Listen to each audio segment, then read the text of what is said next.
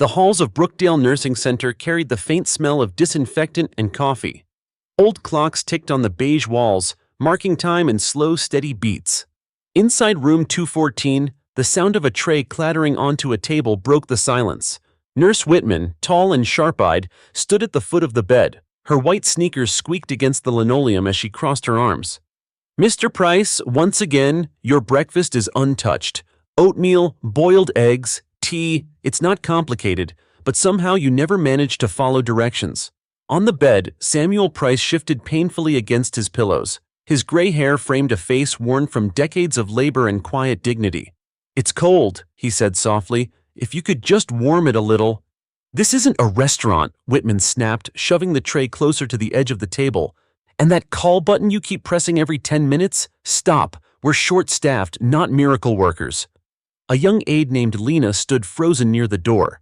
She was new, barely 21, and her nervous hands clutched a clipboard. She whispered, "If you want, I could reheat it." Whitman didn't even turn her head. "I said no, we follow procedure here."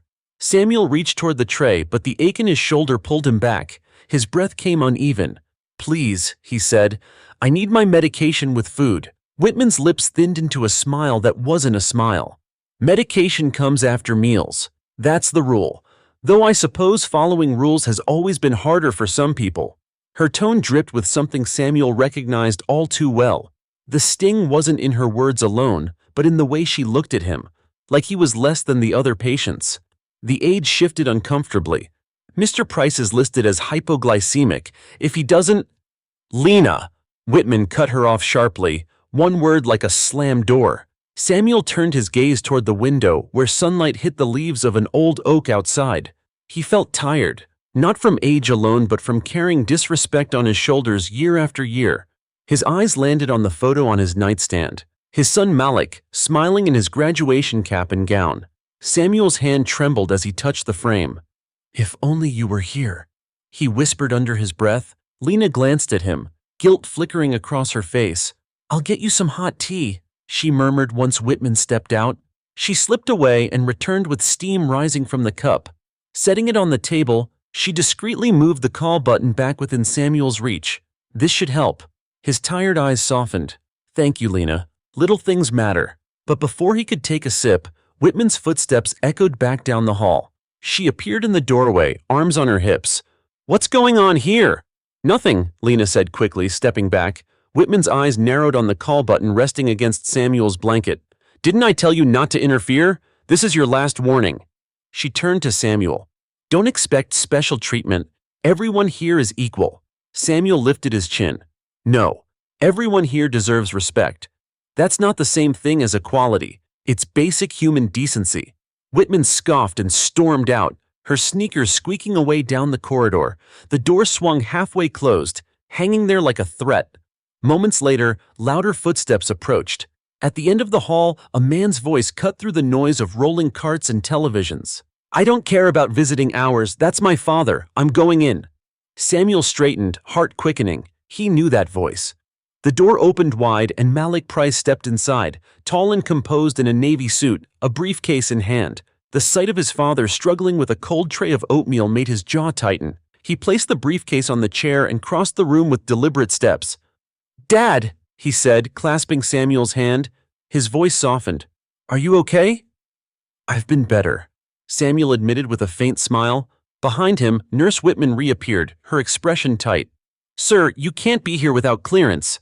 Malik turned to face her, calm but firm. "My name is Malik Price. I'm his son and his attorney." He pulled a card and several documents from his case. His voice carried a weight that filled the room. "Here's the legal authorization. Here's his patient rights declaration. Now let's talk about who does and doesn't belong in this room." Lena drew a sharp breath. Samuel squeezed his son's hand, relief flooding his features. For the first time all morning, the power in the room shifted, and it didn't belong to Nurse Whitman anymore. The room went still. Malik's voice carried the authority of someone used to commanding attention in a courtroom.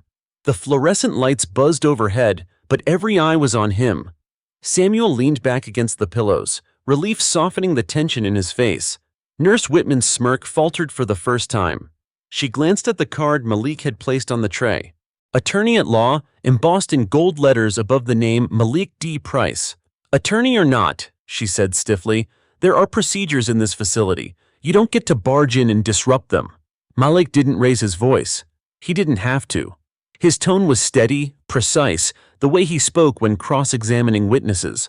What I do get to do is protect my father's rights. And I just walked in on him humiliated, denied medication, and deprived of the call button he needs for his safety. That is not procedure, that's negligence. Lena shifted nervously by the wall, but her eyes lit with something like hope. Whitman crossed her arms, trying to regain her confidence. Mr. Price exaggerates. We treat every patient the same. Exactly the problem, Malik replied, his gaze unflinching. You treat them the same, which means you ignore their individual needs.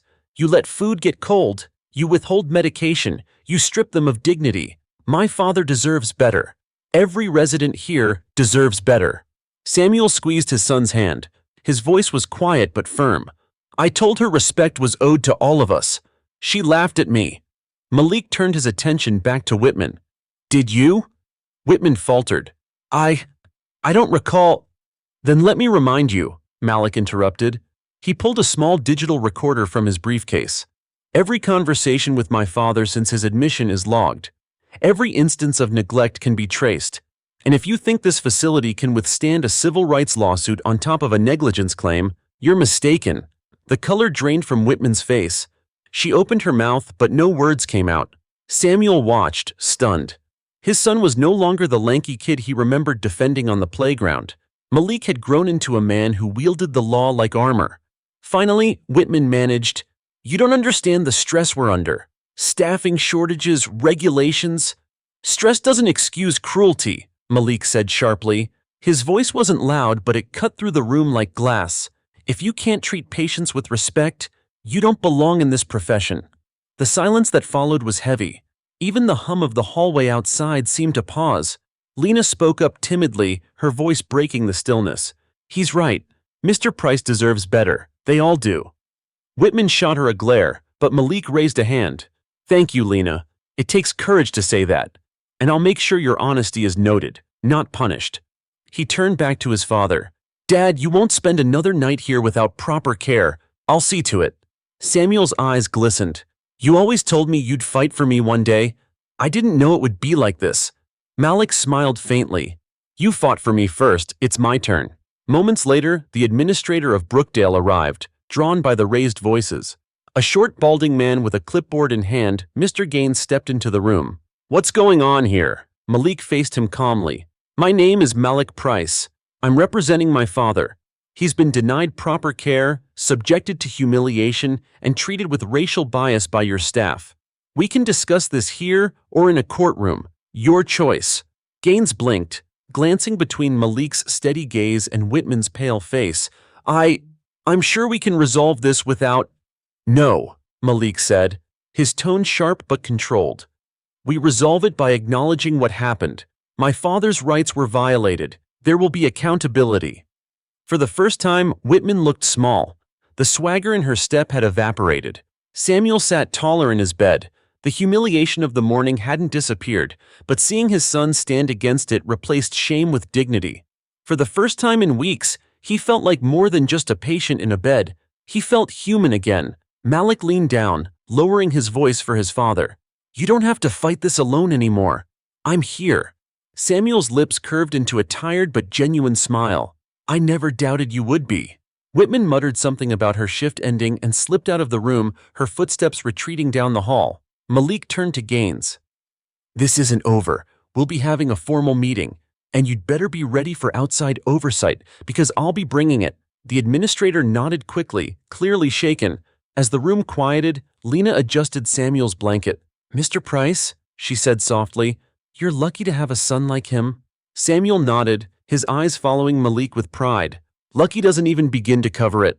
That afternoon, word of the confrontation rippled through the nursing home. Residents whispered in the halls, staff members glanced nervously at room 214, and somewhere deep in the building, Nurse Whitman tried to steady her shaking hands. For Samuel, the shift was already tangible. Respect had walked into the room with his son, and it wasn't leaving anytime soon. By the next morning, Whispers of the incident had spread through Brookdale Nursing Center like wildfire. Residents leaned closer to one another in the cafeteria, trading stories about the tall man in the suit who had stormed into room 214. Staff members walked faster down the hallways, their voices hushed. Everyone knew something had shifted. Malik arrived early, carrying a slim leather folder under his arm. His stride was confident, every step echoing through the linoleum corridor. The receptionist looked up nervously, recognizing him instantly. "Good morning, Mr. Price," she stammered.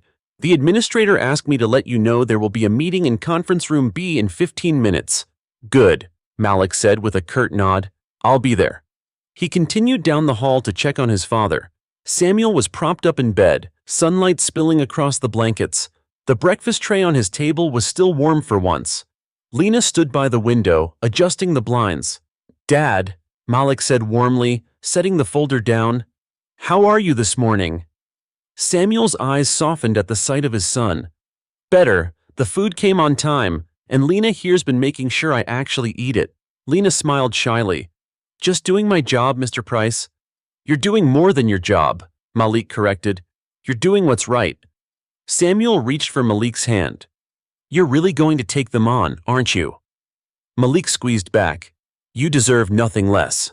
Conference room B was a sterile space with a long table and plastic chairs that squeaked against the floor.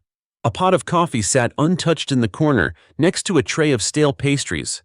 Malik entered first, taking a seat at the head of the table. Moments later, Administrator Gaines walked in, adjusting his tie nervously.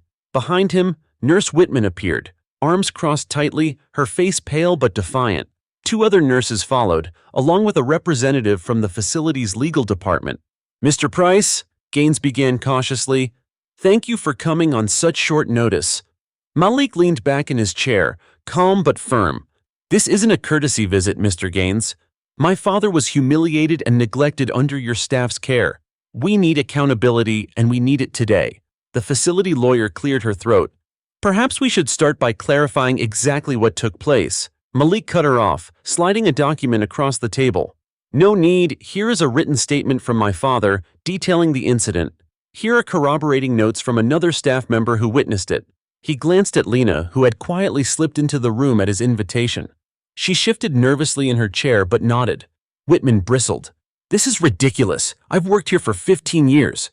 I know how to do my job." "Then why," Malik asked evenly, "was my father's call button deliberately moved out of reach? Why was his request for warm food mocked? Why was he subjected to a racially charged comment under your care?" Whitman's lips parted, but no defense came out. Her eyes flickered toward Gaines, silently begging for rescue. The administrator cleared his throat, his voice weak. "Perhaps there was a misunderstanding." "There was no misunderstanding," Malik said sharply. He leaned forward, his voice low but powerful. "Neglect is not a misunderstanding. Humiliation is not a misunderstanding. Racism is not a misunderstanding. They are violations of medical standards, of civil rights, and of human decency." The room fell silent. Even the hum of the air conditioner seemed to fade. Finally, the facility lawyer spoke again. "Mr. Price, what outcome are you seeking?" Malik didn't hesitate. "Immediate removal of Nurse Whitman from my father's care. A formal apology to him. A review of staff conduct policies, including mandatory sensitivity and civil rights training, and oversight from an independent body to ensure this facility meets its obligations." Whitman shot up from her chair. "This is outrageous. You can't dictate how we run this place." Malik's eyes locked on hers. "Watch me." She faltered under his gaze, her voice breaking. Gaines raised his hands. "Please, let's all remain calm. Mr. Price, your demands are significant, but given the seriousness of the accusations, we will consider them carefully." "Not carefully," Malik said coldly. "Quickly. If I don't see immediate action, this conversation moves from this table to a courtroom. And trust me, the courtroom will be far less forgiving." After the meeting, Malik returned to his father's room. Samuel looked up, searching his son's face. "How did it go?" he asked. Malik sat down beside him, loosening his tie. "They know they've been caught. They'll try to stall, maybe sweep it under the rug, but they won't succeed, not while I'm here." Samuel let out a long breath. "I didn't think I'd ever see the day when someone stood up for me like this." "You stood up for me all my life," Malik replied softly. "It's my turn." Lena hovered in the doorway. Mr. Price, I just wanted to say thank you for speaking up. The residents here need someone like you. They need someone to remind management that respect isn't optional. Malik nodded. Respect is a right, and it's about time they remembered that. Samuel smiled faintly, closing his eyes. For the first time in months, he felt safe. His son was here, and for the first time, the walls of Brookdale Nursing Center no longer felt like a cage. They felt like a battlefield where justice might actually win. Word of the heated meeting in Conference Room B traveled faster than anyone expected. By lunchtime, the cafeteria buzzed with speculation. Residents leaned over their trays, whispering, "That lawyer's his son. Did you see him?" Staff members stole glances at one another, voices low, afraid to say too much in case someone was listening. In room 214, Samuel sat upright, a faint dignity returning to his posture. Malik had brought him a newspaper and a fresh set of reading glasses. "It's amazing," Samuel said, adjusting the frames. "For months I felt invisible here. One visit from you, and suddenly everyone sees me again." "They see you because you never stopped being worth seeing," Malik replied. He placed a folder on the bedside table. "This place won't ignore you anymore. Not after today." The door opened quietly, and Lena stepped in with a cautious smile. "Mr. Price, I wanted to check your vitals, and—" She lowered her voice. "The other residents are talking. They're saying maybe things will change now that your son's here." Samuel's eyes glistened. "I hope they're right." Meanwhile, down the hall, Nurse Whitman stormed into the staff lounge. Her hands trembled as she ripped open a packet of sugar and dumped it into her coffee. "This is absurd," she muttered. "One family thinks they can dictate how we run this place." Another nurse, older and quieter, glanced at her. "You went too far, Whitman. Everyone knows it. Moving that call button? Mocking him? That's not procedure. That's cruelty." Whitman slammed her cup onto the counter, coffee sloshing over the rim. "You don't understand. These residents, half the time they don't even know what they're saying. And that man, he thinks he deserves special treatment just because he's a human being?" The older nurse cut in sharply. The room fell silent. Whitman's face burned red, but she said nothing. That afternoon, Malik requested a walk with his father. With Lena's help, Samuel was wheeled through the hallway, his blanket tucked neatly around his legs. Residents peeked out of their rooms, some offering timid waves. Samuel waved back, pride flickering in his eyes. In the activity room, a small group of residents gathered around a checkers board. One of them, an elderly black woman named Mrs. Henderson, reached out to Samuel as he passed. "I heard what your boy did," she whispered. "It gives me hope. Too many of us get treated like we're a burden." Samuel squeezed her hand. "No one is a burden. Don't let them make you believe that." Malik watched the exchange closely, his resolve hardening. This wasn't just about his father anymore, it was about all of them. Later that evening, Malik sat with Administrator Gaines in his office. The blinds were drawn, the air heavy. "I understand your frustration," Gaines said nervously, fiddling with his pen, "but Nurse Whitman has been here a long time. She's established." "Established doesn't mean untouchable," Malik replied.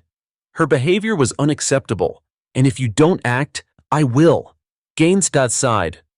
"You're asking for immediate consequences. That's complicated." Malik leaned forward, his voice low and steady. "What's complicated is explaining to a jury why you allowed abuse to continue after it was reported. I don't want excuses. I want action." The administrator's shoulders slumped. He knew he was cornered. "We'll suspend her pending investigation." "Not good enough," Malik pressed. "She doesn't step foot in my father's room again.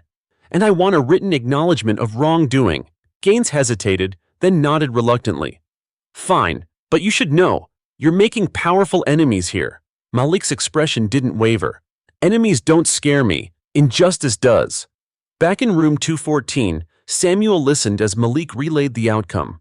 "She won't be allowed near you again. They're investigating her conduct." For a moment, Samuel was quiet. Then he whispered, "I never thought I'd live to see someone stand up for me like this.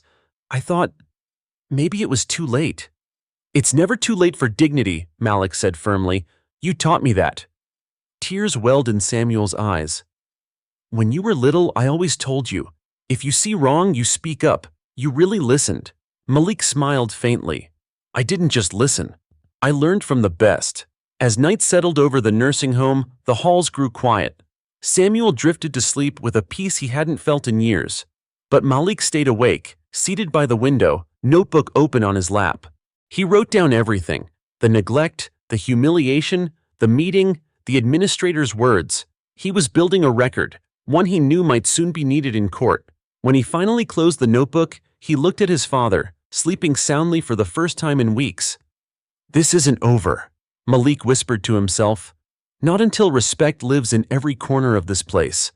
And for the first time, he believed it could. The next morning, Brookdale Nursing Center felt different.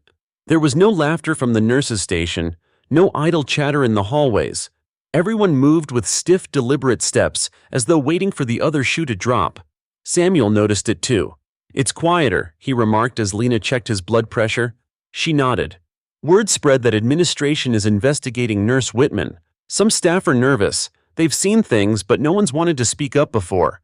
Samuel sighed. "Takes just one person to start a crack in the wall." From the doorway, Malik entered, a folder tucked under his arm. "And cracks can bring the whole wall down if you push hard enough." Later that day, Administrator Gaines convened a formal meeting in the same conference room where Malik had confronted Whitman. This time, representatives from the state health department joined. Their crisp suits and clipboards signaled that the matter had escalated beyond the nursing home's walls. Malik sat at the table with his father's statement in front of him. Across from him, Whitman looked pale, her uniform wrinkled, hands clasped tightly. For once, the arrogance had drained from her eyes. One investigator, Ms. Alvarez, began calmly, "We're here to determine whether proper care was provided to Mr. Samuel Price." "Mr. Price, could you please share your account?" Samuel's voice trembled, but his words carried weight. "I asked for my food to be warmed. Instead, I was mocked. My call button was moved out of reach. I was denied dignity." Alvarez nodded. "Did this happen more than once?" "Yes," Samuel whispered. "Too many times." Malik leaned forward. "And let the record show this wasn't neglect alone. It was laced with discrimination. My father's words weren't just dismissed, they were ridiculed because of who he is." Whitman shifted in her chair. "That's not true." "Do you deny moving his call button?" Alvarez pressed. Whitman faltered. I was trying to keep him from pressing it constantly. We're understaffed." "Short staffing does not excuse stripping a patient of their rights," Alvarez said firmly. The silence in the room spoke louder than Whitman's excuses. Outside the conference room, residents gathered in the hallway, waiting for news. Mrs. Henderson, the woman who had spoken to Samuel during his walk, whispered, "Do you think they'll actually do something?" Another resident shook his head. "They never do. It's always brushed under the rug." But when the doors finally opened, Malik emerged with a quiet, assured expression. "They're taking this seriously," he told them. "Whitman is suspended, and the investigation will dig into broader staff practices here." Murmurs rippled through the group. Surprise, relief, and cautious hope. Back in room 214, Samuel sat taller, as though the weight on his chest had lifted. "Suspended," he repeated.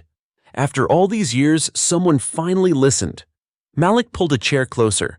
"It's just the beginning. They'll try to patch things over, say it's just one bad apple, but I've seen enough already. This place needs more than discipline. It needs reform." Lena spoke quietly. "Other nurses are scared, but some are ready to speak. They've seen residents go without help, meals served late, complaints ignored. If you want statements, I can connect you." Malik met her eyes. "That would help. The more voices we have, the harder it is for them to silence the truth."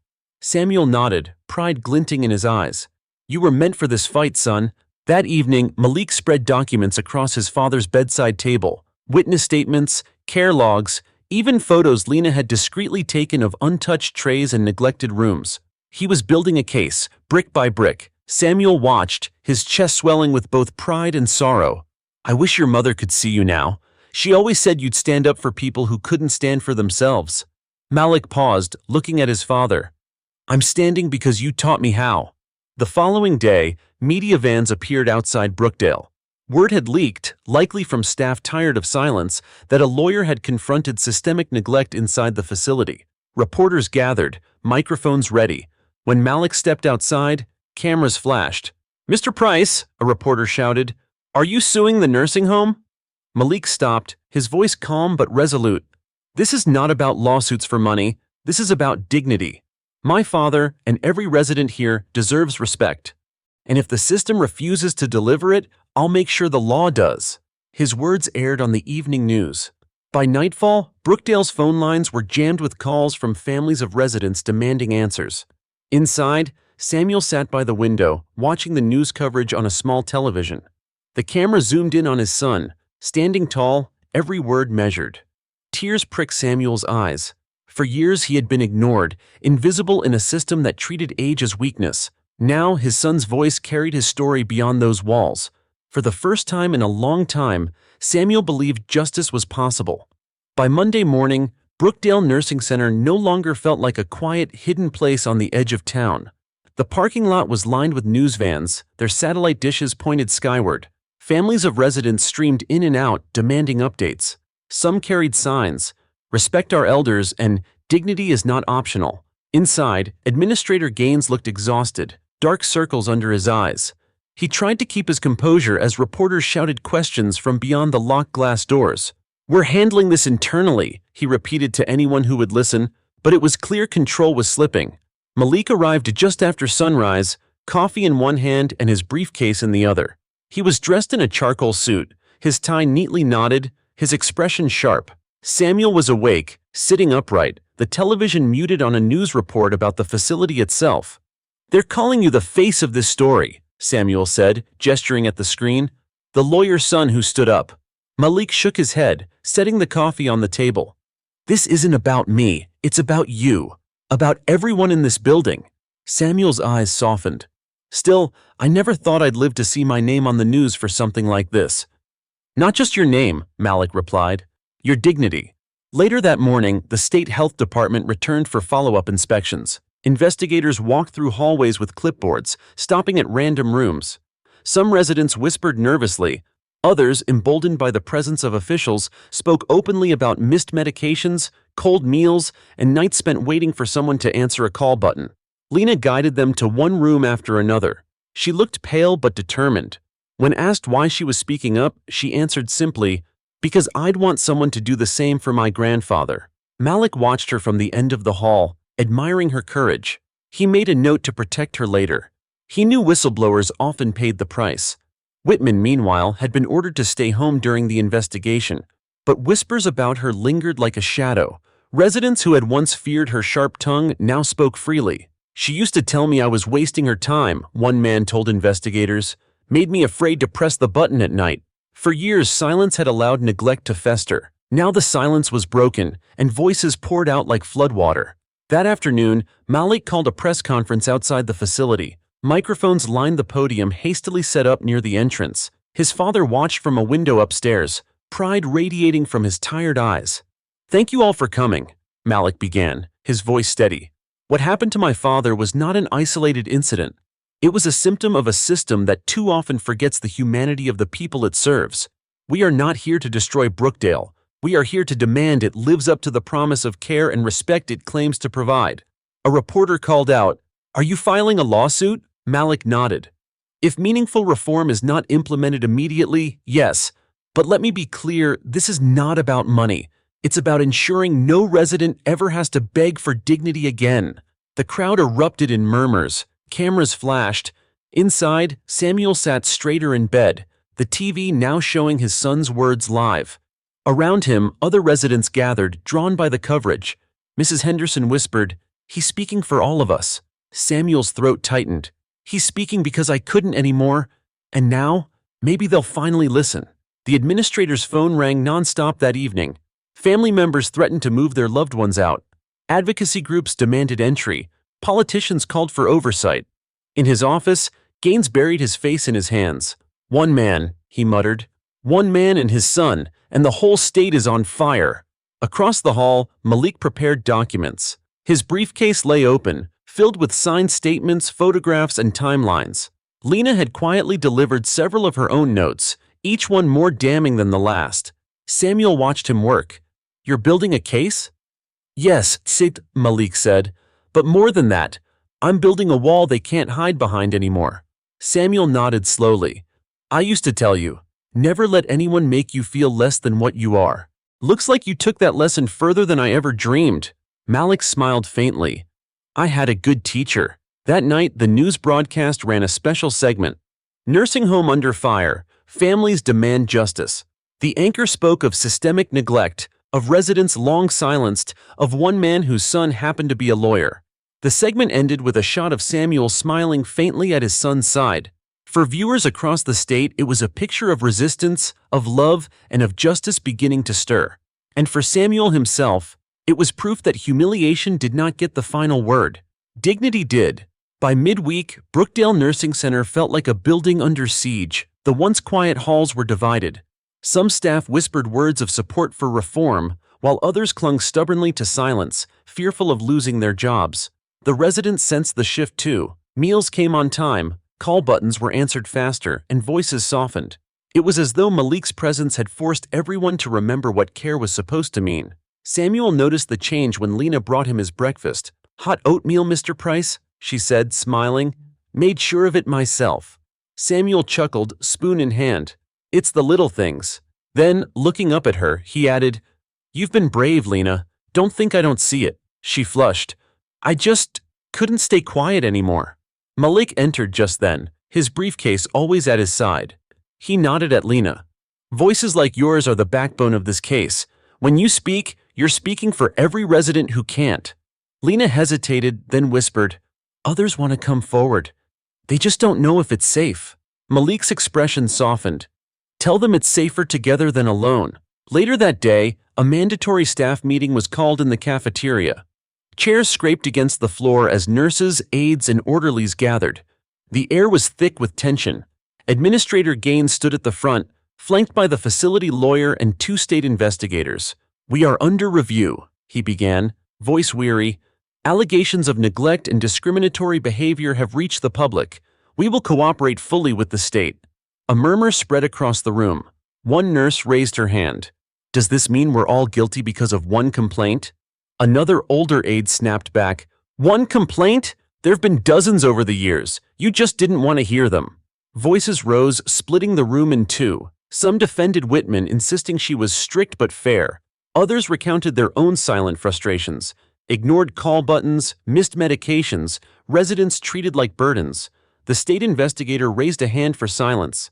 "This is exactly why we're here. You have an opportunity to come clean, to tell the truth. Protecting one another's bad behavior only hurts the residents and yourselves." Malik, who had been invited to attend as his father's advocate, stood slowly. All eyes turned to him. "I didn't come here to point fingers at everyone," he said. "I came here because my father was humiliated. But as I've listened, I've learned it wasn't just him. It's a pattern. And patterns don't break themselves. You break them by speaking up, by choosing respect, by refusing to look the other way." For a moment, no one moved. Then Lena spoke softly from the back. "He's right." Her voice, though small, seemed to ripple through the room. Others began nodding reluctantly. The cracks in the wall were widening. That evening, Samuel sat in his room, reflecting on the chaos. "Feels strange," he told Malik. "For so long it was quiet here. Too quiet. Now it's like the whole building is waking up." Malik smiled. "Sometimes you need noise to shake people out of comfort." Samuel studied his son's face. "You're carrying a lot. Are you sure you're ready for where this is going?" "I'm ready," Malik said firmly. "And I'm not carrying it alone anymore. People are stepping forward. You started something, Dad." Samuel's eyes misted. "I just wanted someone to see me. Now it feels like the whole world is looking." Outside, protests had begun to form. Families of residents marched with signs. Advocacy groups joined, demanding reforms across the state. The story had outgrown Brookdale. It was now a symbol of how nursing homes everywhere treated the most vulnerable. Reporters swarmed the front entrance, capturing footage of residents' families holding framed photos of loved ones. A chant rose from the crowd. "Respect our elders! Respect our elders!" Inside, the pressure grew unbearable for Administrator Gaines. In his office, he muttered to the lawyer, "We can't hold this together much longer." "You won't have to," the lawyer replied coldly. "The board will make a decision soon. They're watching every move." That night, Malik sat by his father's bed, documents spread across the table. He had spent hours drafting legal motions, but fatigue finally tugged at him. Samuel noticed. "You should rest, son," he said softly. Malik shook his head. "Not yet. They'll try to bury this in paperwork, drown us in excuses. I have to be ready." Samuel reached for his son's hand. Malik, justice isn't a sprint, it's a march. You have to keep your strength for the long road. Malik exhaled, the tension in his shoulders easing. You always know the right thing to say. That's because I've walked longer roads than you, Samuel replied with a faint smile. And I've seen men give up just before the dawn. Promise me you won't. I promise, Malik said quietly.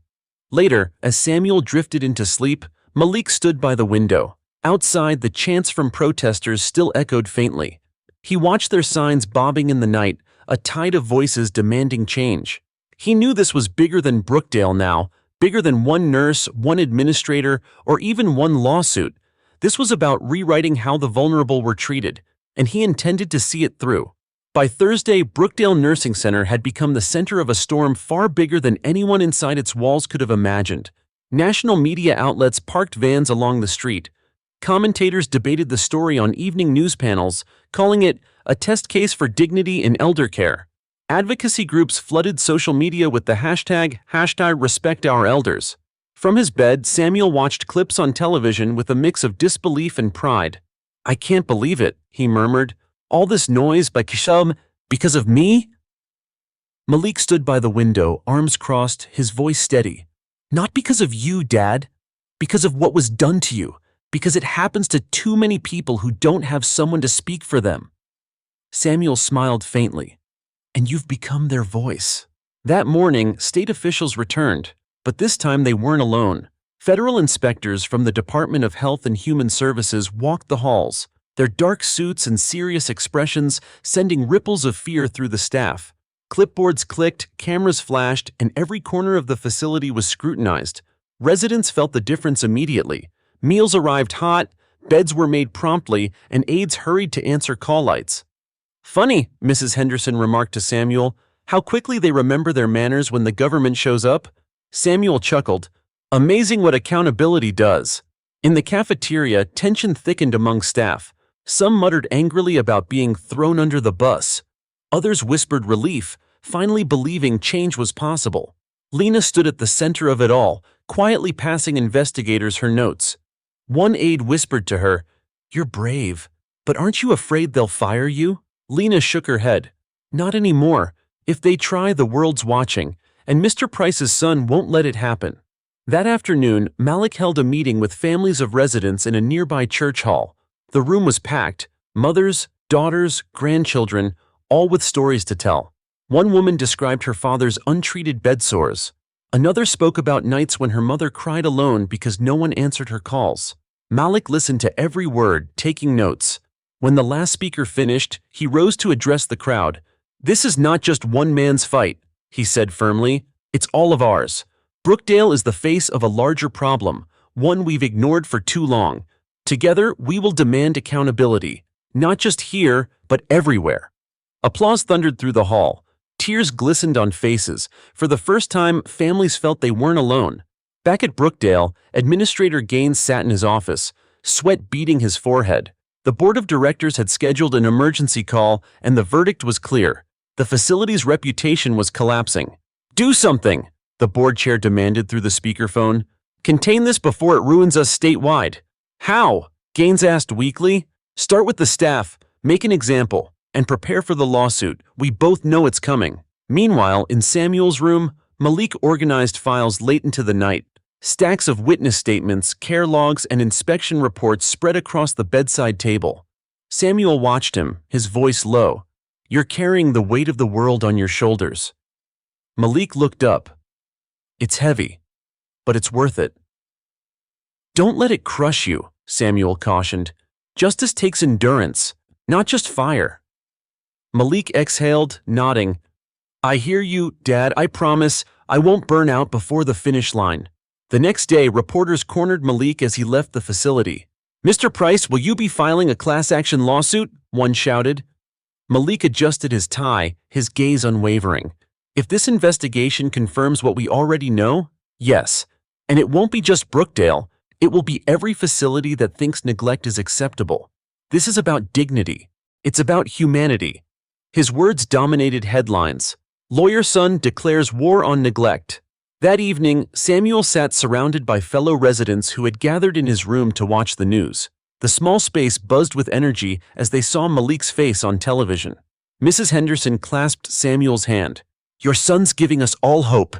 He's fighting for people who thought they'd been forgotten." Samuel's eyes misted. "He's fighting because you deserve it. We all do."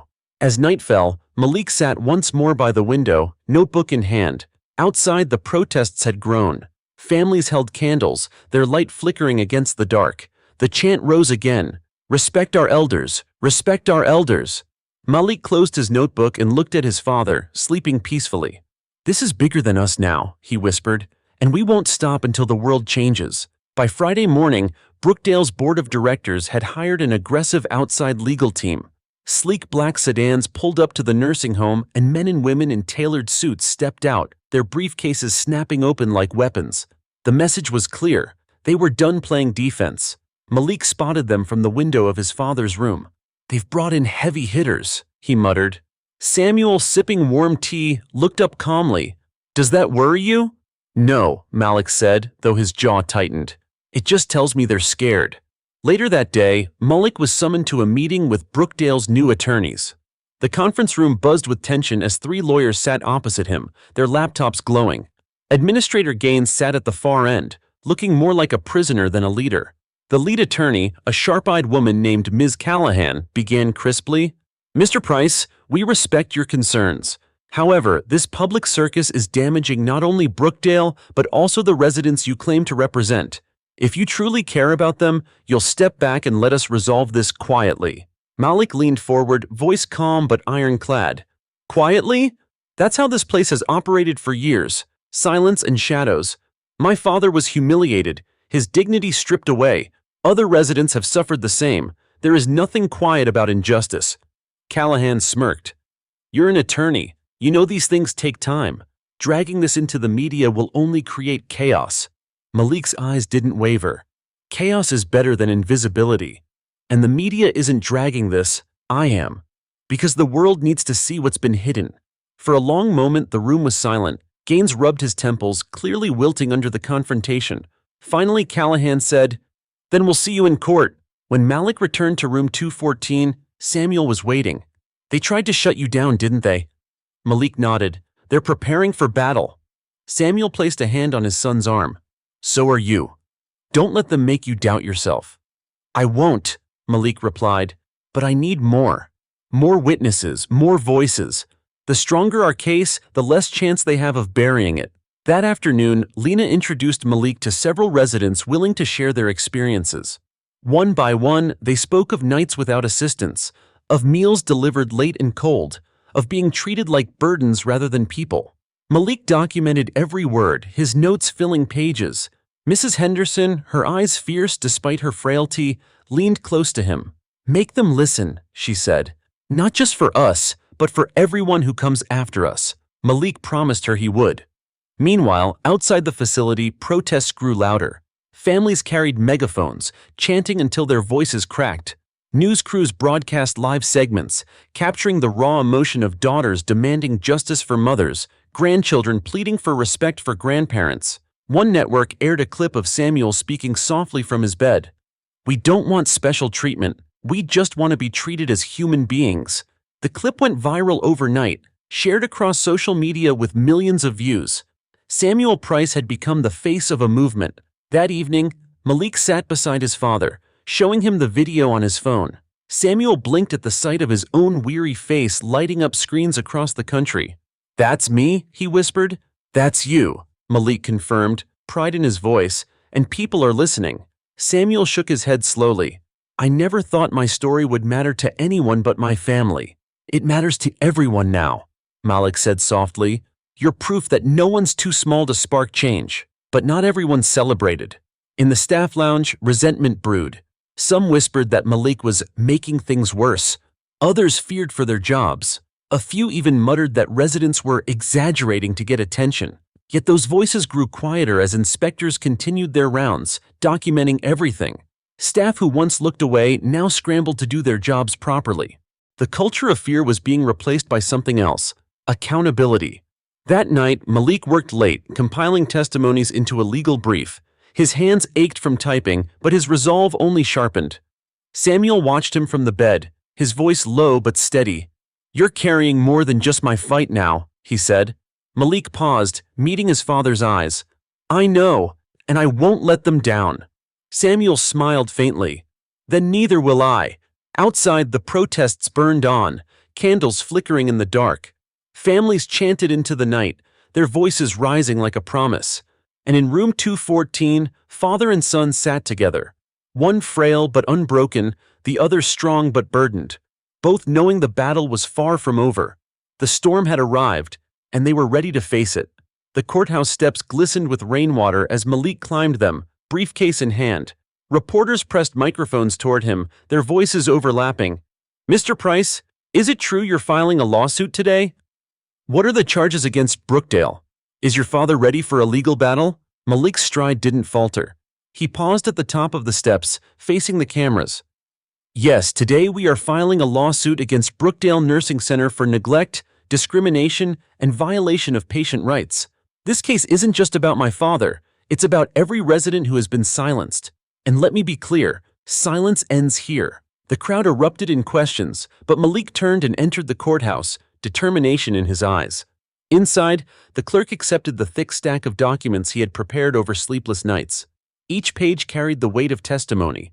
Samuel's humiliation, Lena's notes, residents' stories of neglect, photographs of untouched meals and misplaced call buttons. With every form signed and stamped, the case became real. Brookdale was no longer just under investigation, they were defendants. Back at the nursing home, Samuel sat by the window, watching the rain streak down the glass. Lena sat across from him, knitting nervously. "Do you think they'll really change things?" she asked. Samuel's gaze stayed on the rain. "Change never comes easy. But my son, he doesn't back down. Not when it matters." Lena smiled faintly. "He reminds me of you. Stubborn in the right ways." Samuel chuckled, the sound raspy but warm. "I'll take that as a compliment." Within hours of the filing, Brookdale's legal team launched their counterattack. Press releases flooded the media, painting the facility as a victim of sensationalism. They claimed Samuel's account was exaggerated and suggested his memory was unreliable due to age. When Malik read the statement aloud to his father, Samuel's hands tightened on the armrest. "Unreliable? After all I've lived, after all I've seen?" "They're trying to discredit you," Malik said calmly. "It's what they do. But we'll counter every lie with evidence." Samuel nodded slowly. "Then let's give them the truth so loud they can't ignore it." That evening, Malik appeared on a national news program. Across from the anchor, he sat tall and unshaken as clips of Brookdale played on the screen. "Mr. Price," the anchor asked, "Brookdale claims your father's testimony is exaggerated. How do you respond?" Malik's gaze was steady. "My father's truth doesn't need embellishment. He was mocked, neglected, and stripped of dignity. We have witnesses, records, and inspectors' reports. Brookdale can spin all they want. The facts are on our side." "And what do you hope to achieve with this case?" the anchor pressed. Malik leaned forward. "Justice. Not just for my father, but for every resident across this country who has been forgotten. If Brookdale thinks they can hide behind excuses, they're about to learn otherwise." Back at the nursing home, residents crowded into the TV lounge to watch the segment. When Malik's words echoed through the room, they clapped, some with tears in their eyes. For once, they felt seen. Mrs. Henderson turned to Samuel. "Your boy's fighting for all of us. He's carrying us on his shoulders." Samuel's chest swelled with pride. "He's not carrying you, he's walking with you." The following morning, Brookdale's administrators scrambled. Emergency board meetings stretched late into the night. Calls with insurers buzzed with panic. The lawsuit had teeth, and Malik's relentless media presence made it impossible to dismiss. Inside the facility, however, a quiet shift had already begun. Nurses who once ignored call lights now responded quickly. Meals were served hot, medications delivered on time. Residents whispered that the place had never run so smoothly. "Funny," Samuel said to Lena as she adjusted his blanket. "All it took was the threat of justice." Lena smiled. "And a son who refuses to be silenced." That night, Malik returned to his father's side. He looked tired, his tie loosened, but his eyes burned with determination. "They're scared," he said quietly. "And when people are scared, they make mistakes. That's when we strike hardest." Samuel reached out, gripping his son's hand. "You've already won something they can't take back." "What's that?" Malik asked. "My dignity," Samuel said simply. For a moment, both men sat in silence, the weight of those words filling the room. Outside, the storm clouds parted, revealing a stretch of stars. For Samuel, it felt like the first clear night in years. For Malik, it was a reminder. The fight was only beginning, but they were no longer fighting in the dark. The courtroom buzzed with tension. Reporters filled the back rows, their pens poised, cameras ready to catch every detail. Families of Brookdale residents packed the benches, whispering anxiously. For many, it was the first time they had ever set foot in a courtroom. At the front, Malik stood beside his father. Samuel sat in a wheelchair, his suit jacket neatly pressed, his gaze steady despite the fatigue lining his features. He had insisted on being here. "I need them to see my face," he'd told Malik that morning. "I won't be invisible again." Across the aisle, Brookdale's legal team set up like an army. Ms. Callahan, their lead attorney, shuffled papers with practiced confidence.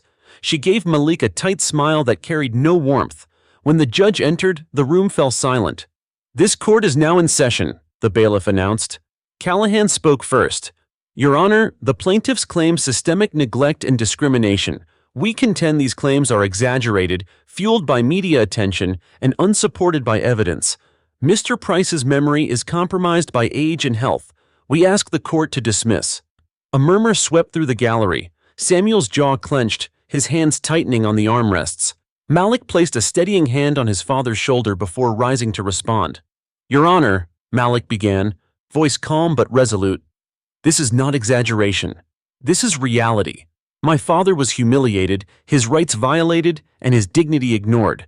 We have witnesses, medical logs, photographs, and testimony from multiple residents. Dismissing this case would dismiss the humanity of every person neglected inside those walls." The judge leaned forward. "Do you have evidence to present at this stage?" "Yes, Your Honor," Malik said. He submitted a binder thick with documents, witness statements from residents, notes from aides like Lena, inspection reports from state officials. The judge flipped through the first pages, his expression neutral but attentive. "We will proceed. The court finds sufficient grounds to hear this case." A wave of relief spread through the gallery. Samuel exhaled slowly, eyes glistening. Malik squeezed his shoulder again, but Callahan wasn't finished. She rose, pacing deliberately. "Your Honor, while the defense respects this court, we caution against allowing media-fueled hysteria to dictate justice. We will demonstrate that Brookdale provides quality care and that any lapses were isolated incidents, blown out of proportion." She turned toward Samuel. "We also intend to question the credibility of Mr. Price's testimony." Gasps echoed. Samuel's face darkened, but Malik stood swiftly. "Your Honor, let the record reflect that Brookdale's defense intends to attack an elderly man's credibility rather than confront its own failures." The judge raised a hand. "Both sides will have their opportunity. For now, we proceed to discovery." The gavel struck. Outside the courthouse, the crowd erupted into chants. Families held up signs, residents' photos pinned to poster boards. Microphones clustered around Malik as he emerged with Samuel. "What did you think of Brookdale's argument?" one reporter asked. Malik's eyes burned with resolve. "When powerful institutions are cornered, they attack the vulnerable. Today, they tried to discredit my father. Tomorrow, they'll try to bury the truth. But we won't let them. This isn't just a case, it's a fight for respect." Samuel sat beside him in the wheelchair, raising his voice for the cameras. "I've lived through many battles in my life. This one isn't about winning or losing. It's about being seen. And we won't be unseen again." Cheers rose from the crowd. Back at Brookdale, tension reached a breaking point. Some staff celebrated the judge's decision quietly, relieved that the truth might finally surface. Others whispered resentment, blaming Malik for the scrutiny. In the lounge, one nurse muttered, "He's turning this into a circus." Another shook her head. "Or maybe he's just showing the world what's been happening all along." The divide grew deeper, but the days of silence were over. That night, in room 214, Malik reviewed transcripts while Samuel rested. The elder Price stirred awake, his voice low. "They're going to come after you hard, son." "I know," Malik said without looking up, "but I'm ready." Samuel studied him quietly. "I see your mother in you. She never backed down either. Just promise me one thing." Malik finally met his father's gaze. "Anything. Don't let anger drive you. Let dignity guide you. That's what we're fighting for." Malik closed the binder, the weight of his father's words sinking in. "Dignity," he repeated softly. "Always." Later, as Malik left the facility, protesters outside lit candles, their glow flickering against the dark. Chants rose into the night. "Respect our elders! Respect our elders!"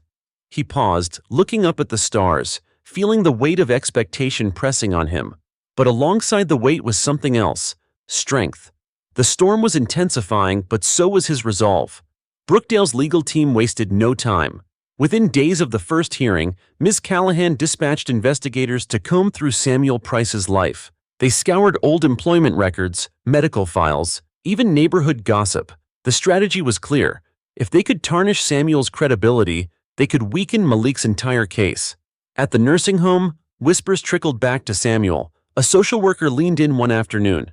"They're asking questions about your memory, about whether you've ever been confused or misremembered things." Samuel's chest tightened. He'd feared this.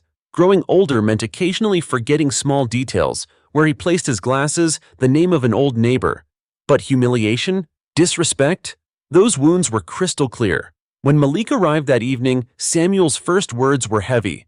"They're digging into my past." Malik set his briefcase down, crouching by his father's wheelchair. "Of course they are. It's their only move. But listen to me. Your truth doesn't vanish because they try to bury it. We'll be ready." The next day, Brookdale's attorneys filed a motion questioning Samuel's capacity to testify. They claimed his recollections were inconsistent, citing minor discrepancies in interviews. In the courtroom, Callahan rose confidently.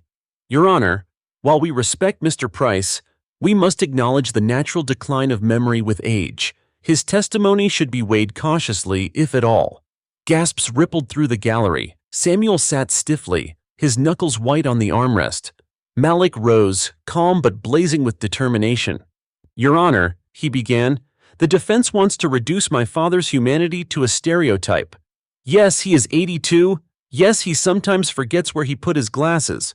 But does he forget the sound of laughter at his expense? Does he forget the sting of a call button pushed out of reach? Does he forget the cold taste of food served with cruelty?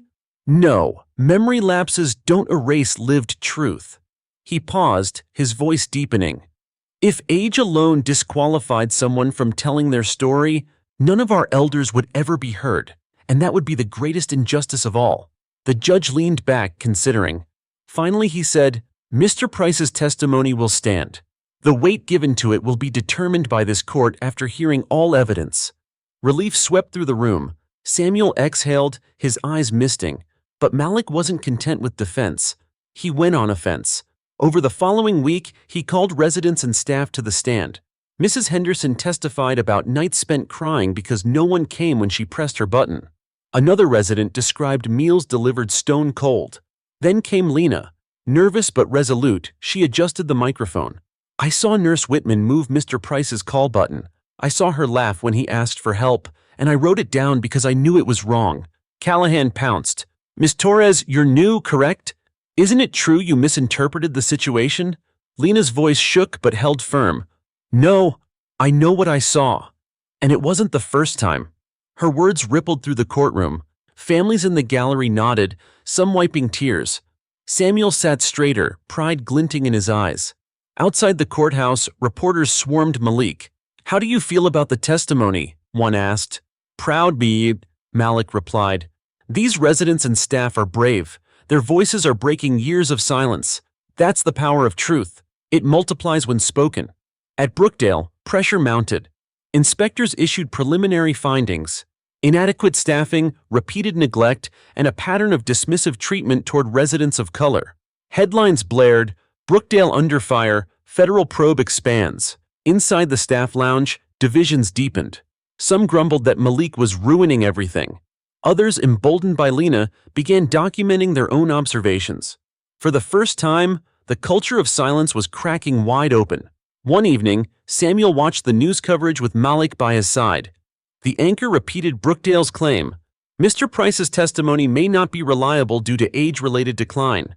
Samuel's face tightened. "They want to make me invisible again." Malik shook his head. "No, Dad, they've already failed. The world sees you now, and they can't unsee you." Samuel's hand trembled slightly as he reached for his son's. "Promise me this won't just end with me. Promise me it'll change things for everyone here." Malik clasped his father's hand tightly. "I promise. This case isn't just about one man, it's about all of them. That night, as protests outside swelled and candles flickered in the dark, Samuel whispered a prayer before sleep, that his truth would hold, that his son's fight would carry further than these walls, that dignity would finally triumph over humiliation. Malik sat by the window, notebook open, preparing for the next battle. He knew Brookdale's lawyers would keep attacking, but he also knew something they didn't. This wasn't just a case anymore. It was a movement. By the following week, Brookdale's legal team launched a full-scale offensive. Billboards appeared around town touting Brookdale, trusted care for generations. Television ads featured smiling staff and happy residents, carefully scripted to paint the facility as a beacon of compassion. But beneath the polished surface lurked a darker tactic, a smear campaign against Samuel Price. Local papers carried anonymous quotes questioning his memory. An opinion piece hinted that his allegations may have been influenced by overzealous family members with political motives. Talk radio hosts debated whether Malik was grandstanding for attention. When Samuel saw one of the articles, his hands shook. "They're calling me a liar," he whispered. Malik took the paper, folding it sharply. "That's what bullies do when they're cornered. They attack the truth. But remember, Dad, lies collapse when facts stand tall." Malik struck back with precision. He scheduled a press conference at the steps of City Hall, flanked not just by families of Brookdale residents, but by leaders of national advocacy groups. Cameras lined the square as Malik addressed the crowd. "My father's truth does not stand alone," he declared. "This case has exposed systemic neglect that goes far beyond one man or one facility. Today, organizations representing thousands of families stand with us. Brookdale can buy ads, but they cannot buy dignity. They can smear my father's name, but they cannot erase his story. And they cannot silence the movement you see here." The square erupted in applause. News outlets broadcast the moment nationwide. Hashtags like #Justice for Samuel trended online. Inside Brookdale, the staff lounge was electric. Some aides watched the coverage on their phones, whispering, "He's got the whole country watching now," one muttered. Another shook her head. "And management still thinks they can sweep it under the rug." Lena stood quietly in the corner, her heart racing. She knew every word Malik spoke was true, but speaking truth came at a cost. She'd received cold stares from certain supervisors, whispered threats about her future in nursing. That evening, she approached Malik privately. "They're trying to intimidate me," she admitted, "but I'm not backing down." Malik's expression softened. "You shouldn't have to carry that fear, but you're not alone. I'll protect you legally, and this movement will protect you publicly. You're part of something bigger now." Lena nodded, tears welling. "Then let's keep going." In court, Malik called expert witnesses to counter Brookdale's smear tactics.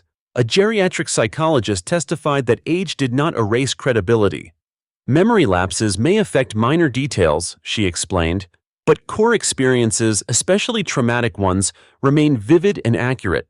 A civil rights scholar traced patterns of racial bias in elder care facilities across the nation. "This is not an isolated incident," he told the court. "It is part of a systemic failure to respect and protect elderly Black patients." Brookdale's attorneys squirmed, their smear campaign weakening under the weight of expertise. Meanwhile, Samuel continued to gain strength from the movement outside. Protesters carried his picture on posters, chanting his name alongside calls for reform. Families who had once felt voiceless now saw him as a symbol. One afternoon, Mrs. Henderson wheeled herself into his room, her voice firm despite her frailty. "You may not have asked for it, Samuel, but you've become our banner. When they see you, they see all of us."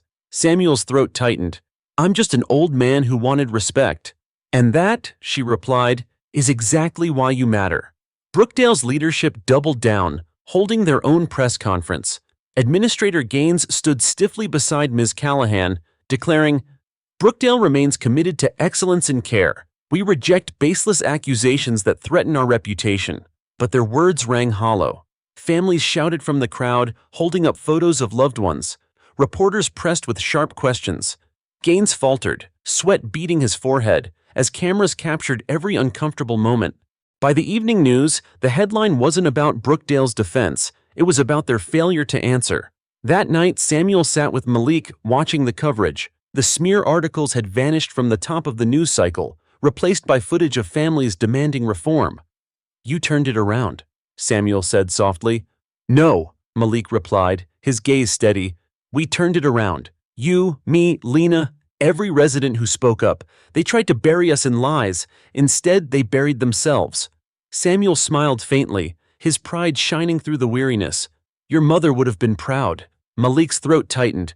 So long as you are, Dad, that's enough for me. Outside, candlelight protests stretched for blocks.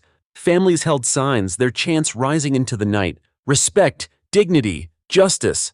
And in room 214, Samuel lay down to rest, not as an invisible patient, but as the heart of a movement. Brookdale could smear, but the truth had already found its voice, and that voice was growing louder by the day. The pressure on Brookdale was mounting, and the board knew it. For every news story that painted Samuel as a hero, another family came forward with their own account of neglect. The facility's image was crumbling. In desperation, Brookdale turned to intimidation. Residents began receiving visits from supervisors late at night. Aides whispered about routine check-ins that felt more like warnings. One elderly man confided to Malik, "They told me if I keep talking to reporters, they might move me to a different ward, away from my friends." The words hit Malik like a blow. "That's coercion," he said, jaw tightening, "and it's illegal." Lena confirmed the rumors. They've started calling staff into closed-door meetings. Some aides are being told their hours will be cut if they cooperate with the investigation. They're trying to scare everyone quiet. Malik pressed his palms flat on the table, his mind racing. Then we expose it. Sunshine is the best disinfectant. Samuel, listening from his wheelchair, lifted his chin. That's their way, son. They hide in the dark, but if you keep pulling them into the light, they'll have nowhere left to run. The next morning, Malik filed a motion in court accusing Brookdale of witness intimidation. He presented affidavits from residents and staff, including Lena, who bravely signed her name. In the courtroom, Ms. Callahan bristled. Your Honor, these claims are exaggerated. Brookdale has simply reminded staff and residents to be careful with the media. That is not intimidation. It is prudence. Malik rose slowly, his voice calm but sharp. Prudence is reminding people of privacy policies. Intimidation is telling an 87-year-old man he'll be moved from his friends if he dares speak the truth. Intimidation is cutting staff hours for daring to cooperate with investigators. Brookdale isn't protecting privacy, they're protecting themselves, at the expense of dignity. Gasps filled the gallery. Families leaned forward, eyes blazing. The judge frowned. If substantiated, these allegations are serious. The court orders Brookdale to cease all unsanctioned communications with residents and staff regarding this case. Any violation will result in contempt charges. Malik sat, his father squeezing his hand with quiet pride. Outside, Malik faced the press. Brookdale thought fear would silence the truth, but fear only sharpens our resolve. Let me be clear. Anyone threatened for speaking up will have our full protection, and every attempt to silence voices will only make those voices louder. The clip aired nationwide. By evening, advocacy groups announced legal hotlines for residents and staff experiencing intimidation. The smear campaign that Brookdale hoped would bury Samuel now backfired spectacularly. Inside the nursing home, the atmosphere shifted again. Staff who once hesitated now spoke freely, knowing Malik had their backs. Aides documented mistreatment openly. Residents shared stories without whispering. The silence that had blanketed Brookdale for years had shattered completely. Lena visited Samuel that night, her eyes bright with cautious hope. People are talking, Mr. Price. They're not scared anymore. You've given them courage. Samuel smiled, his voice soft but steady. I didn't give them courage. My son did. Malik shook his head. No, Dad, you did. They're speaking because you did first. That same evening, Brookdale's board convened in secret. Administrator Gaines sat nervously as Ms. Callahan presented the latest headlines. They're painting us as villains, she snapped. Every attempt to manage this has backfired, and now the judge has tied our hands. A board member muttered, So what do? We can't fire everyone. We can't silence the residents. Callahan's expression hardened. Then we fight in court harder. We dig into every witness, every aide, every scrap of credibility they think they have. If we can't stop the story, we destroy the storytellers. Gaines swallowed hard. He knew it was a dangerous path, but desperation had already taken hold. Back in room 214, Malik sat beside his father as protests outside glowed with candlelight. Chants drifted faintly through the window. Respect, dignity, justice. Samuel closed his eyes, listening. Do you hear that, son? That's the sound of people who won't be silenced. Malik nodded, his gaze steady on the night beyond the glass. And we'll make sure they never have to be again. That night, as Samuel drifted into sleep, Malik opened his notebook and wrote 3 words across the top of a fresh page. They tried silence. He tapped his pen against the page, then added, "Now they'll hear us louder." Brookdale's board had grown desperate. With the intimidation strategy failing and residents speaking louder than ever, their legal team turned its focus away from Samuel. Instead, they set their sights on Malik. Anonymous tips began circulating online about his early career, cases he'd lost, decisions he'd made under pressure, even rumors of conflicts with colleagues. Blogs whispered that Malik was a showboat attorney chasing headlines. When Malik first read one of the articles, he barely flinched. "It's smoke," he muttered, closing the laptop. But Samuel noticed the tightness around his son's jaw. "They're trying to shake you," Samuel said quietly. "Don't let them." Malik forced a smile. "They can dig all they want. I've got nothing to hide." The following week in court, Ms. Callahan pounced. "Your Honor, before we continue, the defense would like to raise concerns about Mr. Price's objectivity. As both the plaintiff's counsel and his son, he is too emotionally involved to represent this case fairly." The courtroom buzzed. Families murmured anxiously. Reporters scribbled furiously. Malik rose, calm but resolute. "Your Honor, I disclosed my relationship from the start. Conflict of interest applies when representation harms the client. My father has requested, demanded, that I be his counsel. He trusts no one more. And this court has seen my filings, my evidence, my arguments. If they fear me, it's not because I'm compromised. It's because I'm effective." The judge tapped his gavel once. The court acknowledges Mr. Price's dual role. Unless evidence of misconduct arises, he will remain as counsel. Relief swept the gallery. Samuel exhaled, pride warming his face, but Brookdale didn't stop. Their lawyer subpoenaed Malik's old case records, hoping to dredge up mistakes. They questioned his credibility in the press, framing him as an opportunist. One evening, a television pundit asked, "Is Malik Price fighting for justice or for fame?" Malik ignored most of it, but late at night, when the facility grew quiet, he sat by the window with his notebook open, the doubts creeping in. Could the smear campaign sway a jury? Could it stain the cause his father had sparked? Samuel, sensing the weight on his son's shoulders, spoke one night as Malik sat in silence. "Do you remember when you were 12 and you lost that school debate?" Malik chuckled faintly. "You really want to bring that up now? You came home devastated, said you'd never stand in front of people again. But I told you, losing doesn't mean you failed. It means you stood up when others stayed seated, and you stood up again. That's what matters." Malik's throat tightened. "So what are you saying, Dad?" "I'm saying it doesn't matter what they dig up. The only thing that matters is that you keep standing." The next day in court, Malik turned the tables. He presented testimony from national advocacy leaders and introduced new evidence, emails from Brookdale staff acknowledging understaffing and neglect. The courtroom shifted. For every personal attack against him, Malik answered with fact after fact, truth layered on truth.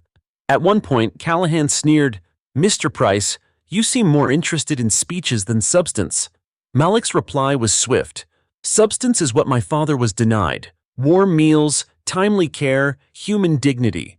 If speaking truth to power sounds like a speech, then so be it." The gallery erupted in applause before the judge silenced them. That evening, protests outside Brookdale swelled larger than ever. Families held not just candles, but banners with Malik's words printed boldly, "Dignity is not optional." Inside, Lena brought Samuel a plate of warm food. "You should have seen the news, Mr. Price. Your son, he turned their attack right back on them." Samuel's eyes softened. "That's what he does. He takes what they throw at him and builds something stronger." Lena nodded, tears brimming. "He's fighting for all of us." In the boardroom, however, panic deepened. Callahan slammed her briefcase shut. "Every move we make strengthens him. The more we push, the more he grows." A board member asked bitterly, "Then what's left?" Callahan's expression hardened. "We drag this out. We drain him with time, money, and pressure. He may have fire, but we have resources. Let's see how long he can last." That night, Malik returned to his father's room, his suit rumpled, his eyes weary. Samuel studied him carefully. "They're trying to bleed you dry," Samuel said softly. "I know," Malik admitted. "They think they can outlast us." Samuel reached for his son's hand, gripping it firmly. Then we'll outlast them, because money runs out, lies collapse, but truth doesn't tire. Malik met his father's gaze, resolve rekindling. Then we'll stand as long as it takes. Outside, the chants of protesters echoed against the night sky, louder than ever. Respect our elders! Respect our elders! And in room 214, father and son sat side by side, unbroken by smear campaigns or intimidation. The fight wasn't weakening them, it was forging them stronger. Brookdale's new strategy was clear: stall. Court dates were pushed back, hearings rescheduled, requests for additional documents piled up, each one designed to bleed time and energy from Malik's case. Their attorneys filed motions thick with legal jargon, forcing Malik to respond to every line. One morning, after his third cup of coffee, Malik muttered to Lena in the hallway, "They're not trying to win in court, they're trying to wear me down before we even get there." Lena frowned. "Can they really get away with that?" "They can try," Malik replied, "but I've seen it before. Delay is just another form of denial." Samuel felt the weight of the stall too. Every day spent waiting was another day his dignity was left hanging in limbo. One evening, as Malik reviewed stacks of papers by his bed, Samuel sighed. "Feels like they're trying to run out the clock on me." Malik looked up, his eyes tired but resolute. "They won't, Dad. This case doesn't end until you get justice. I don't care how many motions they file, how many delays they push, we'll outlast them." Samuel's lips curved into a faint smile. "You always did have more stamina than sense." Malik chuckled softly. "Guess I got that from you." The delays only fueled the protests outside. Each postponed hearing drew bigger crowds. Families saw through Brookdale's tactics and responded with louder chants, larger banners, and longer vigils. The sidewalk outside the facility glowed with candles every night, the words "Justice for Samuel" painted across homemade signs. National media outlets aired nightly segments, labeling Brookdale's strategy as "justice delayed, justice denied." Talk shows invited experts to discuss systemic eldercare failures. Advocacy groups organized marches in other cities, tying Samuel's story to a larger movement. "Your case has gone national," one reporter told Malik after a rescheduled hearing. "You're not just fighting for Brookdale residents anymore, you're fighting for reform across the country." Malik's response was simple: "Good. That's exactly the point." Inside the courtroom, the tension thickened with every delay. Callahan filed another motion questioning procedural details, dragging out arguments that had little to do with Samuel's treatment. Malik countered with calm precision. "Your Honor, the defense's tactics are transparent. Every day this case drags is another day residents suffer. Justice is not served by delay, it is denied by it." The judge's patience wore thin. "Counselor Callahan, the court will not tolerate endless stalling. This case will proceed to trial within 30 days. Gasps of relief echoed through the gallery. Callahan's jaw tightened, but Malik caught the flicker of frustration in her eyes. That night, Samuel sat with Malik in his room, the news replaying the judge's ruling. 30 days, Samuel murmured. "That's soon." Malik nodded. "Sooner than they wanted. They wanted months, maybe years. But now they'll have to face the truth in weeks." Samuel's eyes softened. "I don't know if I'll make it through a long trial." "You'll make it," Malik said firmly. "And even if you couldn't, your story already has. You've already changed things, but we're not done yet." Meanwhile, Brookdale's board panicked. In an emergency meeting, one member slammed his fist on the table. "We can't stop this train. Every day the protests get bigger. Every day the headlines get worse. And now we're stuck in court in 30 days. Callahan leaned forward, her voice cold. "Then we make it messy. If we can't delay, we discredit. If we can't silence, we overwhelm. This fight isn't about truth, it's about endurance." But outside the boardroom, that endurance was no longer Brookdale's strength. It belonged to Malik, Samuel, and the growing movement chanting for dignity. The following Sunday, Malik spoke at a rally downtown. Thousands gathered, holding candles and chanting Samuel's name. Families carried portraits of their loved ones, some still in facilities plagued by neglect. Malik stood on the stage, his voice steady as it carried over the crowd. "Brookdale thought they could bury us in paperwork, but every delay only fueled this fire. They thought they could silence us with intimidation, but every threat only made us louder. They thought they could make us quit, but we don't quit. Not until dignity is restored, not until justice is delivered." The roar of the crowd shook the night air. Samuel, watching from a live stream in his room, wiped tears from his eyes. "That's my boy," he whispered. "That's my voice." Later, as Malik sat by his father's bedside, Samuel reached for his hand. 30 days, son. Whatever comes, I'm proud of you." Malik squeezed back, his voice thick. "We're not just going to fight, Dad. We're going to win." Outside, the chants of protesters drifted through the night. "Respect our elders! Respect our elders!" And for the first time, Malik felt not just like a lawyer fighting a case, but like a leader carrying a movement. The courthouse steps were more crowded than ever when the 30-day mark arrived. Protesters lined the sidewalks, holding signs high. "Justice for Samuel. Dignity now. Elders deserve respect." National news anchors broadcast live from the scene, calling it a trial that could reshape elder care in America. Inside, the courtroom was packed.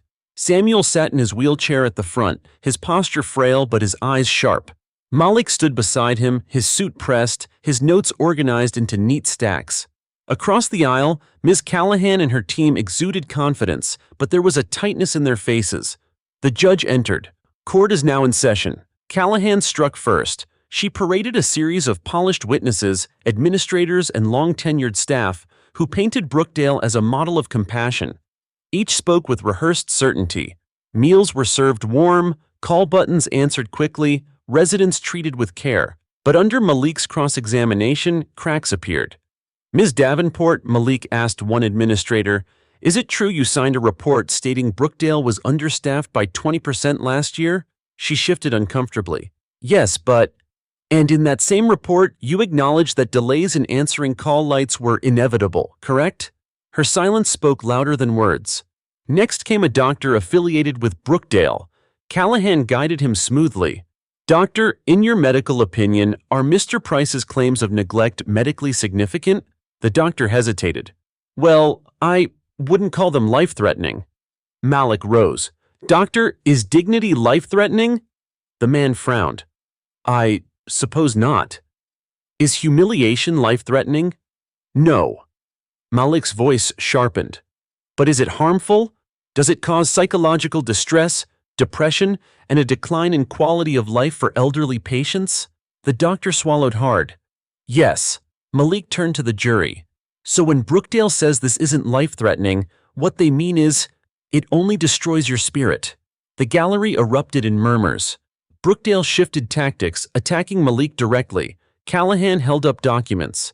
"Mr. Price, isn't it true you lost a major case 5 years ago in which you accused another facility of neglect?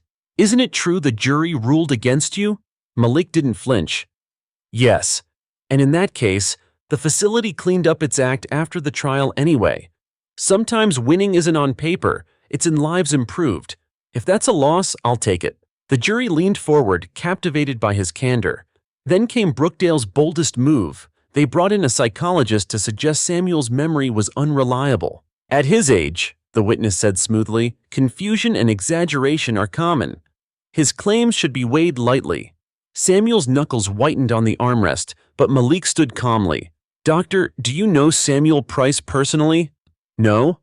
"Have you ever spoken with him?" "No." Malik's tone cut sharper. "So you're diagnosing a man you've never met?" The psychologist faltered. "I'm speaking generally. Generalities don't erase specifics," Malik said firmly, "and the specifics are clear. My father remembers every humiliation because pain etches itself deeper than time." The gallery erupted in applause before the judge restored order. Just when it seemed the day might end in stalemate, Malik rose with a new folder. "Your Honor, the plaintiffs call a surprise witness, former nurse Angela Ruiz." A ripple of shock passed through the courtroom as a woman in scrubs walked nervously to the stand. She had left Brookdale months earlier, her departure quiet but abrupt. "Ms. Ruiz," Malik began, "why did you resign from Brookdale?" Her voice trembled. "Because I couldn't stand what I saw anymore. Residents neglected, meals served cold, call buttons ignored, and I saw Nurse Whitman. I saw her move Mr. Price's call button out of reach. She laughed while he struggled." Gasps filled the room. Callahan leapt to her feet. "Objection! This is hearsay!" "Overruled," the judge said firmly. "The witness is testifying from direct observation." Malik pressed gently. "Ms. Ruiz, did you ever report what you saw?" "I tried," she whispered, "but I was told to keep quiet. That complaining would cost me my job, so I left. The silence that followed was deafening. The jury's eyes locked on her, the truth ringing louder than any smear campaign. When court adjourned, reporters swarmed Malik outside. "Who is Angela Ruiz? How long have you had her testimony?" Malik answered calmly. "She's someone with courage, someone who refused to stay silent, and she proves what we've been saying all along. Neglect at Brookdale was not an accident. It was a pattern." The crowd of protesters cheered, their chants echoing down the courthouse steps. Back in his room that night, Samuel clasped his son's hand tightly. "You keep pulling truth out of the shadows. One day at a time, you're winning this." Malik looked at him, exhausted but burning with resolve. "Not just me, Dad. All of us. You, Lena, Angela. Every voice that refuses to be silenced. That's how we win." Samuel's eyes misted. Then maybe dignity isn't just restored, it's reborn. Outside, the chants of protesters carried through the night. "Respect our elders! Respect our elders!" And for the first time in the trial, Malik felt the tide turning in their favor. The next morning, the courtroom brimmed with anticipation. Brookdale's legal team had promised to bring in distinguished experts to discredit Malik's case. The gallery was full: reporters, residents' families, and protesters who managed to get seats. Ms. Callahan rose, her voice sharp. "The defense calls Dr. Richard Kent, a nationally recognized specialist in geriatric care." A tall man in a tailored suit strode to the stand, his credentials read like a resume of authority. Callahan questioned him smoothly. "Dr. Kent, based on your professional expertise, would you say neglect at Brookdale is systemic?" He smiled faintly. "No. In my opinion, Brookdale provides quality care. Complaints like those we've heard are unfortunate but not unusual in any large facility. They do not indicate systemic failure." Callahan beamed. When Malik rose for cross-examination, his tone was calm. "Dr. Kent, have you ever set foot in Brookdale Nursing Center?" The doctor blinked. "No, but I've reviewed reports." Malik leaned closer. "Reports provided by whom?" "By Brookdale's administration." A murmur spread through the courtroom. Malik's voice sharpened. "So, to be clear, your glowing opinion is based entirely on documents prepared by the very people accused of neglect?" Dr. Kent shifted uncomfortably. "That is standard practice." "Standard practice," Malik interrupted, "is what allowed this neglect to go unseen for years." "Thank you, doctor." Gasps filled the room as Malik sat, leaving the witness visibly rattled. But Callahan wasn't finished. She called another expert, a sociologist who testified that claims of racial bias in elder care are often exaggerated, fueled by perception rather than fact. The words stung. Samuel's hands clenched in his lap, his knuckles white. When Malik stood, his voice carried fire. "Professor, do you live in Brookdale? Have you ever spoken to residents of color here?" "No," the man admitted. Malik pressed on. "Then what gives you the authority to dismiss their lived experiences as perception? Are you saying humiliation, mockery, and neglect feel different depending on who you are? Or are you saying they don't matter at all?" The professor faltered. I'm speaking academically." Malik's voice thundered. "Dignity is not academic. It is lived. And when it's stolen, no report, no statistic, no detached theory can erase that pain." The gallery erupted in applause before the judge restored order. After the experts, the defense seemed confident, but Malik had saved his most powerful testimony for last. He rose, addressing the court. "Your Honor, the plaintiffs call the families of Brookdale residents." One by one, sons, daughters, and grandchildren stepped forward. A young woman described finding her grandmother in soiled sheets, her calls unanswered for hours. A middle-aged man spoke about his father's sudden weight loss, the result of meals never arriving on time. A tearful granddaughter recalled her grandfather whispering, "They treat me like I'm already gone."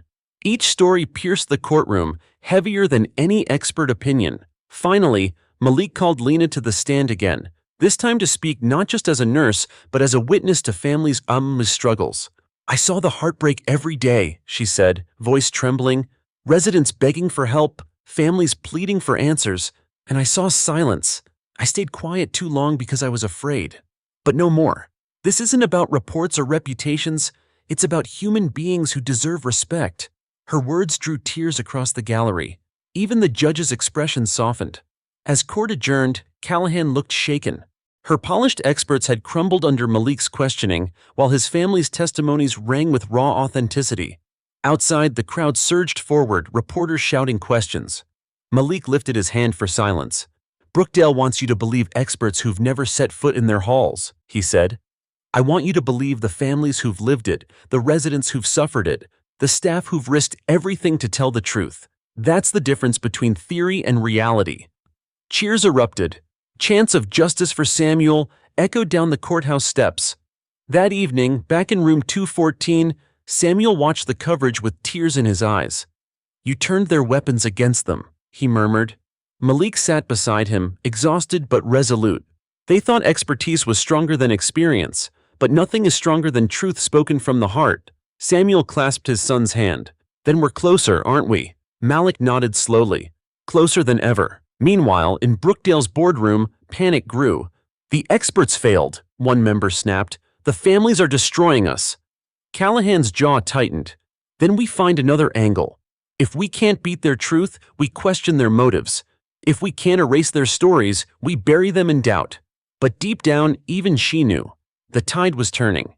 By the next week, Brookdale's lawyers regrouped with a new strategy. If they couldn't silence residents or staff, and if experts had failed to sway the court, they would attack the family's motives. In court, Ms. Callahan rose with practiced calm.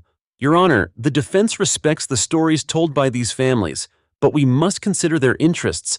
Many of them stand to gain financially from a successful lawsuit. Isn't it possible their outrage is less about dignity and more about money?" Gasps rippled through the gallery. Samuel's jaw tightened, fury flashing in his eyes. Malik stood slowly, adjusting his tie. His voice was calm, but every word carried fire. "Your Honor, Brookdale wants you to believe grief and love have a price tag, that a granddaughter crying over her grandfather's humiliation is motivated by profit, that a son begging for his mother's respect is angling for money. This is not greed, it is grief. And grief is not a business transaction." He turned to the jury. "What price do you put on dignity, on respect, on the right to be treated as human? Brookdale says those things don't matter unless they can be measured in dollars. We say they matter because they are priceless." The gallery erupted in murmurs of support. The judge banged the gavel, but the message had already landed. Still, Callahan pressed on. She introduced spreadsheets and financial records, suggesting families had been encouraged by advocacy groups with political agendas. Malik rose again, this time carrying a slim folder. "Since Brookdale wants to talk about motives, let's talk about theirs." He handed the judge a set of documents. "These are internal emails obtained during discovery. Emails where Brookdale administrators discussed budget cuts that directly reduced staff-to-patient ratios, where they admitted residents would complain, but most won't be heard, and where one executive wrote, and I quote, 'As long as families don't lawyer up, we can manage the fallout.'" Gasps swept through the courtroom. Callahan's face blanched. Malik's voice cut through the silence. "Brookdale wants you to believe families are driven by greed, but these emails show the truth. Brookdale was driven by profit at the expense of people. They gambled with dignity, assuming no one would fight back. Well, we are fighting back." Samuel sat taller in his chair, his eyes shining with pride. The jury leaned forward, their pens scratching furiously. For the first time, the weight of Brookdale's own words hung heavy in the room. After court adjourned, reporters swarmed Malik. "Where did those emails come from? Do you think this seals your case?" Malik kept his composure. "Those emails came from Brookdale's own records. They speak louder than any lawyer or witness, and they prove what we've said all along. Neglect wasn't an accident. It was a decision." The clip ran on every major network that evening. Hashtags exploded online. Had emails. Don't lie, and #justice for Samuel. Inside Brookdale, panic hit the boardroom like a storm. The chairman slammed a fist on the table. "How did those emails get out?" Callahan flipped through the documents with a grim expression. "Discovery rules required us to provide them. We hoped they'd be buried in the mountain of paperwork, but Price found them." Another board member groaned. "He's not just a lawyer, he's relentless." Callahan exhaled. "And now he has the jury's attention in a way we may not recover from." That night, back in room 214, Samuel watched the news replay Malik's words. His chest swelled with something deeper than pride. Vindication. "You've done it," he whispered to his son. "You've shown the world it wasn't just me, it was all of us." Malik sat beside him, weary but resolute. "We're not at the finish line yet, Dad, but today we made sure the truth couldn't be buried." Samuel clasped his son's hand. "Whatever happens, you've given me back my dignity. That's more than I ever dreamed." Outside the facility, the protests grew louder, their chants carrying into the night. Respect, dignity, justice. Candles flickered, posters waved, and the names of residents past and present were shouted into the air like prayers. And inside, Malik sat awake long after Samuel slept, staring at the stack of Brookdale's emails. For the first time, he felt not just that they could win, but that they would. The courtroom was silent as the jury filed back into their seats. The weeks of testimony, the protests, the smear campaigns, the late-night rallies, all of it had led to this moment. Samuel sat in his wheelchair at the front, his hands folded tightly in his lap. Malik stood beside him, shoulders squared, eyes fixed on the foreman. Across the aisle, Ms. Callahan and Brookdale's attorneys tried to mask their unease, but their stiff postures betrayed them. The judge cleared his throat. "Has the jury reached a verdict?" The foreman rose. "We have, Your Honor." The room seemed to hold its breath. "In the case of Price versus Brookdale Nursing Center, we find in favor of the plaintiff." Gasps and cheers erupted from the gallery. Reporters scribbled furiously, families embraced, and chants from outside filtered faintly through the courthouse walls. The foreman continued, "We award damages to Mr. Samuel Price for the harm suffered, and we recommend systemic oversight of Brookdale Nursing Center by state authorities." Samuel closed his eyes, a single tear slipping down his cheek. Malik placed a steady hand on his father's shoulder, his own throat tight with emotion. Callahan rose quickly. "Your Honor, we intend to appeal." The judge's gavel struck. "The verdict stands. Brookdale will comply with the recommendations of this court." The sound of the gavel echoed like thunder. Outside, the courthouse steps became a sea of voices. Families lifted signs, protesters cheered, and television cameras broadcast the victory across the nation. Malik guided Samuel's wheelchair through the crowd, both of them surrounded by reporters and supporters. "Mr. Price," one reporter shouted, "how does it feel to win?" Samuel's voice was soft but clear. "It feels like being seen. After all these years, it feels like dignity." Malik added firmly, "This is more than a verdict for my father. This is a message to every facility that neglects the vulnerable. Your silence will not protect you anymore." The crowd erupted into chants, "Respect our elders! Respect our elders!" That evening, back in room 214, the atmosphere was transformed. Residents gathered around Samuel, some crying, others smiling through tears. Mrs. Henderson clasped his hand. "You did it, Samuel. You fought for all of us." Samuel shook his head gently. "No, we did it. Every voice, every candle, every story told. We all stood together." Lena stood nearby, her eyes glistening. "Because of you, people aren't afraid anymore. You gave us courage." Malik looked around the room, overwhelmed by the faces lit with hope. This isn't just a win in court. It's the beginning of something bigger. And indeed it was. Within weeks, advocacy groups cited Samuel's case in calls for national reform. Lawmakers introduced new legislation to strengthen oversight of elder care facilities. News outlets ran profiles on Samuel, calling him the face of dignity. Across the country, families wrote letters to him, thanking him for sparking a movement. Some arrived in thick envelopes, others in scrawled handwriting, each carrying stories of pain, resilience, and newfound hope. One quiet night, Samuel sat by the window with Malik at his side. The protests had quieted, but their echoes lingered in the air. "Do you think this really changes things?" Samuel asked softly. Malik nodded. "It already has. Look around, Dad. The world knows your name. They know your story, and they won't forget." Samuel smiled faintly. "I didn't set out to change the world. I just wanted respect."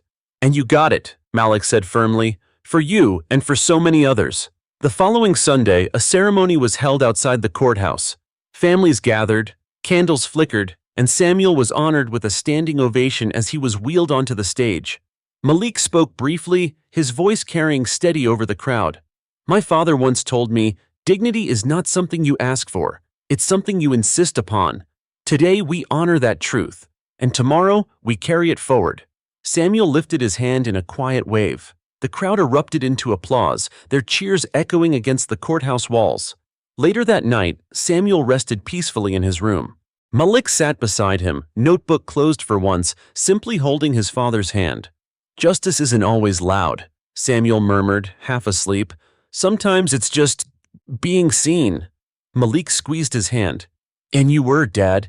You were seen. By everyone."